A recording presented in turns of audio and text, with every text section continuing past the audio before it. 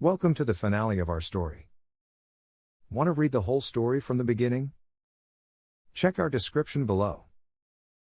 But, I learned through a mutual friend and former work colleague of theirs that she recently had COVID. When I say recently, I mean the Board of Health from her state said she could stop quarantining 3 days ago. But what about her kids that are in the home? Were they living there during her quarantine? Are they positive? Perhaps they are asymptomatic? Will my SDBX be bringing me and our children home a COVID souvenir? For all those messaging me with concern and for updates, I apologize for my tardiness. It has been a heartbreaking 2 weeks. To amend for my absence, I will be posting 2 updates tonight. Let me start from the beginning. My SDBX left for his getaway on February 12th and did not return until 2:15. During his blissful vacation, my family and I suffered a great loss of one of our most beloved member to COVID. I was a mess. Everyone I love was devastated. I called my SDBX on February 13th and told him the prognosis was not good. It was loud where he was, there were children yelling. He informed me he was outside with their kids. Wow. Can't remember the last time he took our children outside, but I digress. I shouldn't have expected him to care about my bad news, but he was concerned. I guess there is still a decent bone somewhere in him. That concern would not last long though. Upon his return, as he usually does, he schedules a COVID test. He scheduled one for 4 days after his return, but due to snow in our area he did not go. This I understand, the weather cannot be controlled. Then he told me he rescheduled for 4 days later and then does not go. When I questioned him, his response was, "I feel fine." I suspected since she probably got a negative COVID test shortly before his arrival he felt safe in not getting one. Not until Monday, 3/1, did he finally get tested. A full 2 weeks later. Why?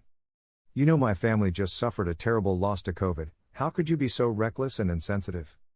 The insensitive question is rhetorical. I obviously know the answer already. The day is approaching. Large boxes are being delivered to the house daily containing new furniture to be assembled. The sounds of packing tape being ripped from the spool flood the house every evening.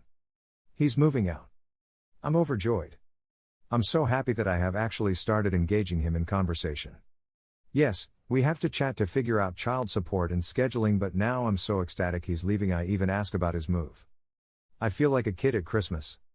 While we were discussing his move, what he would be taking from the home and the schedule for seeing the children, I asked if he planned to visit her.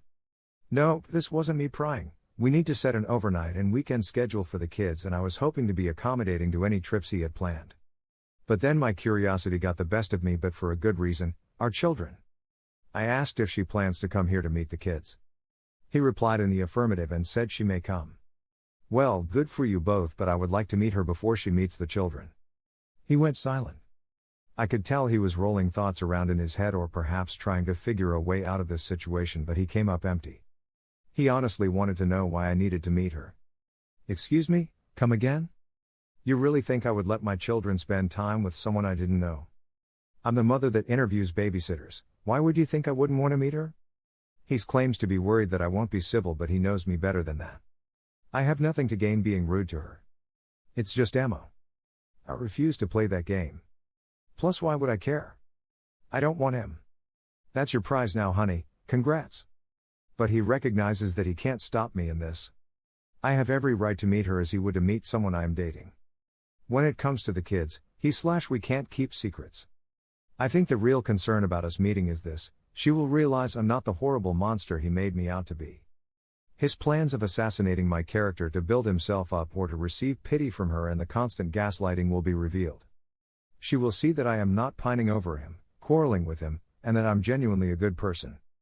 Maybe she will see that he might be the real monster. My SDBX was quiet. More quiet than usual. Almost sulking. I don't understand his motivations anymore and what he actually cares about, so I left it alone. Not my business to care and comfort anymore, right? That evening, after the children went to bed, he sat alone at the dining room table. It was as if he was waiting for me to address him. I did not. Sulk, that's your issue, not mine. After he received no attention from me, he made the big announcement. He claims he told everyone what happened between us, including his father. Then, oddly enough, he started to cry. Full ugly tears. I thought these were tears of embarrassment and shame. He then proceeded to tell me the conversation he had with his father was the first time his dad has actually acted like a father towards him. While that statement in itself is unsettling, it is also confusing. I'm guessing his father supported him? I know if this was my son I'd support him but also have some strong words about how he went about this and how he should probably proceed in the future. But it looks like he received 100% support. So while I understand, I don't understand. Something was wrong here.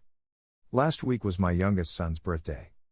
I had asked my SDBX if he would like to invite his father over for cake. He texted him several times with no response. He learned through their conversation/confession last night that his father was in another state for work. Okay, understandable. But here is the kicker, he went away, with a new girl he is dating. Why is this strange, you ask? He just asked his wife of 30 years for a divorce at the end of January. So this makes me think, is adultery a learned behavior? My Phil abandoned my SDBX when he was 9 years old, the same age as my eldest son now. Is there a pattern here? Or is all this just a crazy coincidence? I could not help myself, I messaged my mill. She confirmed they were divorcing. I asked if there was any infidelity and she claims to her knowledge, no. But I know better. She said that my Phil started to withdraw from her. He started picking fights for no reason and avoided interacting with her last fall. Then in January he said he wanted a divorce so that he could find himself. A man who is in his 60s, close to retirement, needs to find himself? Sounds like a cop-out to me. But now that I've learned there is another woman, which my mill does not know, I understand that this bloodline of men are truly selfish and unfit partners. I know all the comments will tell me to tell my mill about the infidelity on his part and I plan on doing so. I just need a little more information before I break the news to her. It happened. Finally. He's gone. My basement is so empty and quiet it echoes. The day he moved, a box truck pulled up to my house and my children ran to the window to watch. I didn't know how to distract them as I was working. I was able to pull them away from the window with the promise of treats once they were at the table to do schoolwork. My youngest though would not budge. After 45 minutes of loading, the truck pulled away and my SDBX drove off. My youngest came away from the window looking sad. I immediately talked to him and tried to comfort him. After a few moments he asked, "Is the truck coming back?" I was confused. I told him that we were staying here and no one else was moving.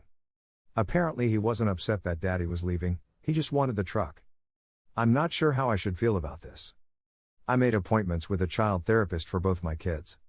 While they seem fine now, I'm not sure what the future holds for their mental state. I'm afraid this will be repressed and issues will arise down the road. His friends have been reaching out to me. Now that they know what happened, I'm getting text and Facebook messages asking how I am. I know in reality they are just being nosy. They may care a little but they just want me to spill the tea. Veiled, I put the kettle on. I wasn't surprised to learn that my SDBX wasn't completely honest with them. He failed to mention traveling during a pandemic to visit her. I guess that would make him look reckless? Selfish? Idiotic? The wives of his friends are in shock. They considered my SDBX a friend that could be trusted, a man who had it all together. Basically, they trusted my SDBX would be a good influence on their husbands. Boy, were they wrong. Concerning my mill, I have not told her. This is because I don't have any real information. What I did tell her though was to do some investigating to see if he is having an affair. This would be to her benefit as her state has adultery laws. They are still legally married and living in the same house, so to my knowledge, the law applies. But she seems hesitant. I think she is just afraid to find out the truth and then she has to look at him every day. This I understand. No person's spouse should have to experience that. I know it was gut-wrenching for me and perhaps many of you reading can relate as well, I just don't want to be the one to tell her. Perhaps this is because I'm still upset I had to find out on my own and my STBX was too much of a coward to come clean. Why should a cheating spouse get the thrill of cheating and be relieved of the burden of having to confess? Check the link in the following description. Don't forget to subscribe for more cheating stories.